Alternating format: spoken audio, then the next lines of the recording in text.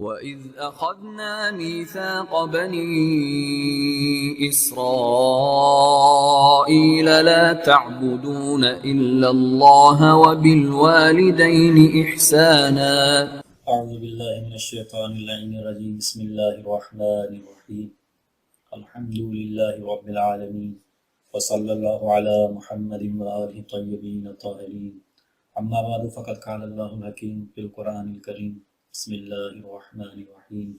شہر رمضان الذی انزل فیہ القرآن. السلام علیکم ورحمۃ اللہ وبرکاتہ. ہماری گفتگو ماہ مبارک رمضان کے حوالے سے چل رہی تھی اور آج کی گفتگو میں خصائص ماہ رمضان کے حوالے سے ایک خصوصیت ماہ مبارک رمضان کی عرض کریں گے. عام طور پر عموماً دیکھا جائے ہمارے معاشرے میں تو ماہ مبارک رمضان کا تعارف اس حوالے سے پیش کیا جاتا ہے کہ یہ روزوں کا مہینہ ہے، کیونکہ اس مہینے میں اس میں تو کوئی شک نہیں کہ روزہ واجب ہے اس مہینے میں،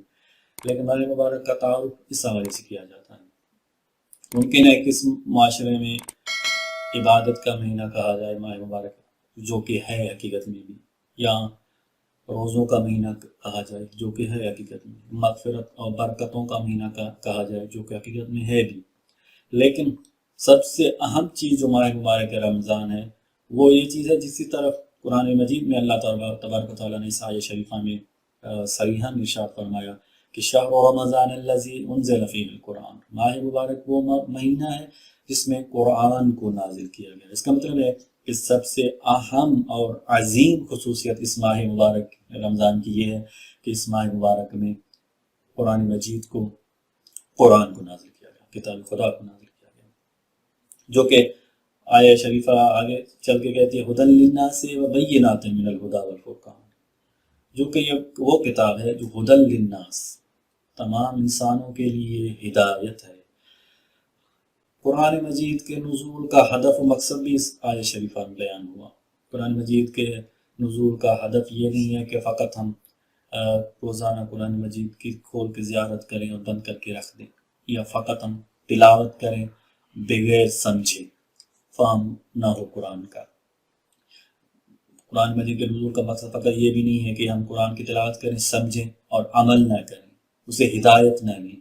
بلکہ قرآن کتاب وہ کتاب ہے جو منشور حیات انسانی ہے، انسانی حیات کا منشور قرآن مجید ہے. زندگی گزارنے کے بنیادی اصول قرآن مجید دے رہا ہے، انفرادی ہو چاہے معاشرتی اور اجتماعی ہو، وہ اصول قرآن مجید میں بیان ہوئے. قرآن مجید انسان کو حیات عطا کرتا ہے. قرآن مجید جو ہے انسان کو معنوی لحاظ سے کمال تک پہنچاتا ہے. انسان کامل بنانے والی کتاب، انسان ساز کتاب قرآن مجید ہے. اس لیے کہا گیا کہ قرآن مجید سے تعلق اور ربط اگر آپ پیدا کریں گے تو اس کی خصوصیت یہ ہے کہ ہدی للناس، یہ قرآن مجید ہدایت ہے تمام انسانوں کے لیے. وبینات من الہدی والفرقان، اور اس سے ربط آپ قائم کریں گے تو ہدایت، تو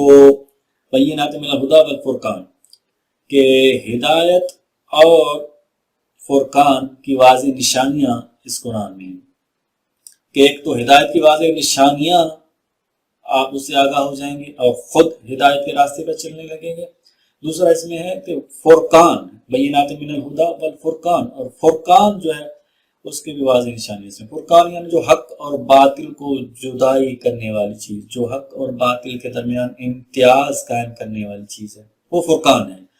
تو یہ قرآن مجید جیسا کہ یہ کہنا چاہ رہا ہے کہ مجھ سے ربط قائم کرو گے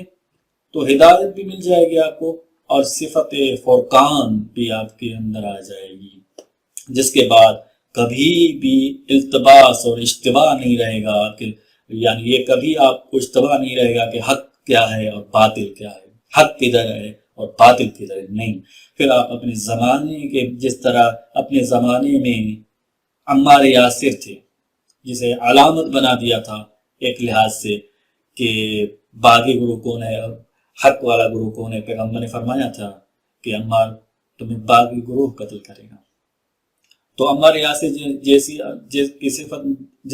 جیسے قرآن سے ربط تھا، اہل بیت سے عمار یاسر کا ربط تھا، تو صفت فرقان اس کے اندر تھی، حق اور باطل کو میں امتیاز کرنے والی قوت اور صفت موجود تھی، کیونکہ ربط گہرا تھا عمار یاسر کا. مالک اشتر کو جس طرح قرآن اور اہل بیت سے ربط تھا، تو اس کے اندر بھی ان کے اندر بھی مالک اشتر کے اندر بھی فرقان کی صفت پیدا ہوئی تھی۔ تو قرآن یہ چاہتا ہے کہ میری بارگاہ میں آؤ گے، مجھ سے ربط قائم کرو گے، تو ہوگا کیا؟ یہ ہوگا کہ آپ کے اندر ایک تو ہدایت ملی آپ کو، فرقان کی صفت، حق و باطل میں امتیاز کرنے لگو گے، پھر کبھی اشتباہ نہیں ہوگا، کبھی یہ آپ کے ذہن میں نہیں آئے گا کہ حق کہاں ہے باطل ہے۔ حق کی واضح نشانیاں، روشن نشانیاں قرآن آپ کو دکھا دے گا اگر قرآن سے تمسک کریں گے آپ، کیونکہ یہ ماہ مبارک ربیع القرآن ہے، جسے کہا گیا کہ ہر چیز کے لیے ربیع ہے، بہار ہے، اور قرآن کی بہار ماہ مبارک رمضان، یہ آ کے دلوں کو آباد کرتا ہے، یہ اپنے معارف کے ذریعے سے، یہ اپنے اخلاقی اصول اور اصل اور حقیقی خالص عقائد کے ذریعے سے، یہ قرآن آ کے ہمارے دلوں کو منور فرماتا ہے۔ لیکن اس قلوب کو منور تب کرے گا یہ قرآن، یہ بہار تب بنے گا جب ہمارے قلوب بھی، جیسے زمین میں اگر رکاوٹ ہو تو فصل نہیں اگے گی، اس طرح ہمارے قلوب میں بھی یہ معارف قرآن کی فصلیں نہیں اگ سکتی جب تک کہ ہمارے قلوب طیب و طاہر نہ ہو جائیں، تزکیہ نفس جب تک ہم اپنا قلب کا نہ کریں، نفس کا نہ کریں۔ اسی لیے ماہ مبارک رمضان میں روزے کو واجب کرا دیا گیا، جس کا اثر ہے لعلکم تتقون، تاکہ تقوی اختیار کرو، اپنے قلب کو پاک و پاکیزہ بناؤ،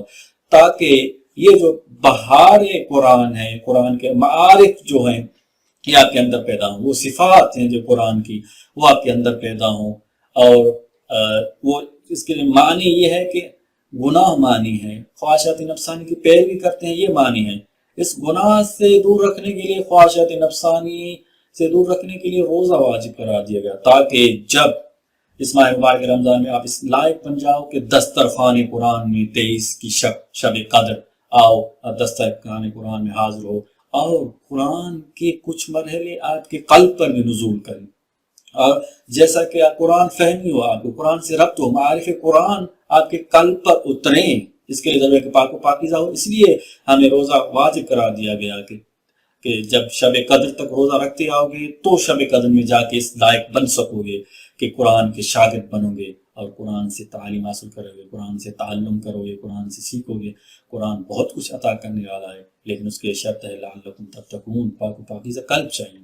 یہ ربیع القرآن حبل ممدود من السماء الى الارض، قرآن حبل اللہ ہے، اللہ کی، اور رسی ہے جو من السماء الى الارض، جو جس کا ایک طرف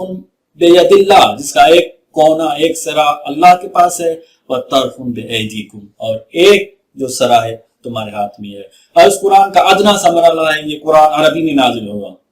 انا جعلناہ قرآنا عربیا لعلکم تعقلون، ہم نے قرآن کو عربی میں اس لیے قرار دیا، یہ ادنا سا مرحلہ ہے قرآن کا عربی میں، تاکہ تم اسے سمجھ سکو عربی میں، ورنہ اس کے قرآن کے ایک بالاتر مراتب ہیں، وَإِنَّهُ لَدَيْنَا وَإِنَّهُ فِي أُمِّ الْكِتَابِ لَدَيْنَا لَعَلِيٌّ حَكِيمٌ، ورنہ یہ ہماری کتاب، اس کا بلند اور بالا مرتبہ یہ بھی ہے کہ لدینا ہمارے پاس ہے، لعلی بہت بلند و بالا ہے، آپ کے عقول اس قرآن تک، آپ کے عقول کی رسائی نہیں ہے،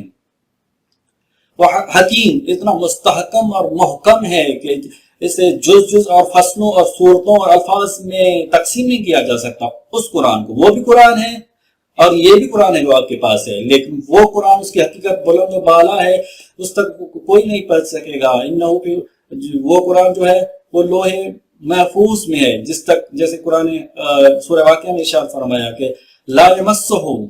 اس تک کو چھو کوئی نہیں سکتا، اس کے معارف کو، اس کے حقائق کو، الا المطہرون، سوائے پاک و پاکیزہ ہستیوں کے۔ وہ کون ہیں؟ انما یرید اللہ لیذھب عنکم الرجس اہل البیت ویطہرکم تطہیرا، وہ اہل بیت ہیں جن کی بلندی معارف، جن کے اتنی عصمت کی بلندی پر وہ فائز ہیں، اللہ سے ربط اتنا ہے کہ وہ ان حقائق قرآن تک پہنچ سکتے ہیں۔ اور آپ ہم جیسے اگر عام سے بندے ہیں تو کہا گیا آپ کے لیے کیا ہے، قرآن عربی لعلکم تعقلون، آپ کے لیے عربی بنا کے نازل کیا گیا ہے۔ اب آپ کے لیے ہے کہ یہ حبل ہے قرآن، جتنا ترقی کرو گے، حبل سے تمسک کرو گے، یہ اتنا بلندی پر لے جائے گا آپ کو یہ قرآن۔ اور اسی لیے کہا گیا کہ قاری قرآن کو قیامت کے دن کہا جائے گا اقرأ وارتقا، پڑھتے جاؤ اور اپنی منزلیں بلندیوں کی طے کرتے جاؤ۔ تو